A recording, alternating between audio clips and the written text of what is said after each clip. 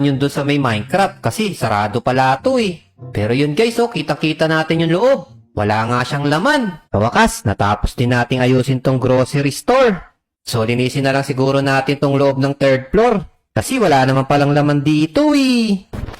Hala, ang dami pa palang establishment dito. Merong hair and nails, may ice cream shop, at meron pa ditong arcade. Naku, kaya ba natin gayahin to sa Minecraft? Tingnan nga natin kung ano meron dito. Uy, ang ganda dito. Meron pa ditong waiting area. Meron pa ditong cashier. Tapos dito siguro yung mga nagpapamanicure. At dito naman siguro inaayos yung buhok nila.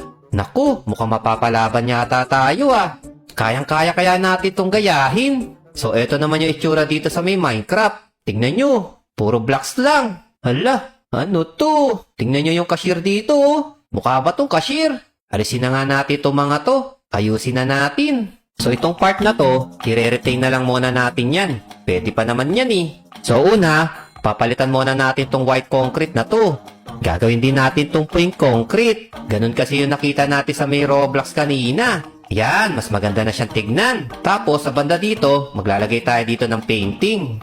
Yan, pwede na siguro yan. Tapos dito sa waiting area, totoong upuan yung ilalagay natin dito. And then, dito sa may bandang salamin, maglalagay din tayo ng upuan. Tapos, maglalagay tayo dito ng magandang counter.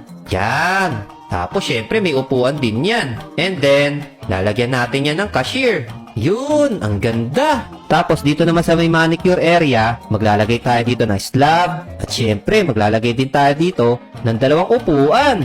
So, sa nakita naman natin sa may blower area, meron doon 3 kulay, diba? So, dito sa pink, ang ginamit ko dito is purple block. Dito naman sa green, warp planks yung ginamit natin. And then, dito naman sa may black, black stone. Tapos, maglagay lang kayo dito ng upside down na stair sa ibabaw.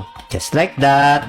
And then, maglalagay tayo dito ng upuan. Tapos, maglagay tayo dito ng banner. Kunyari, ito yung salamin natin. And then, ayusin lang natin tong table na to. So, eto guys, natapos na rin natin. Tingnan nga natin kung nakopya natin sa may Roblox. O eto guys, yung waiting area. Nagaya naman natin. So yung hair and nails, ginawa lang natin siyang painting. Tapos yung cashier natin, napaganda rin natin doon sa may Minecraft. Tapos eto yung salamin, diba? Nagawa din natin yan. And then, etong manicure area, medyo nagaya din naman natin ng konti. At syempre, ang pinakauli, etong blower area. Lahat to nagaya natin. Okay, dito naman tayo sa may ice cream shop. So, dito naman sa may ice cream shop, medyo wala namang pagkakaiba. Siguro dito lang sa may kulay. Medyo matamlay yung kulay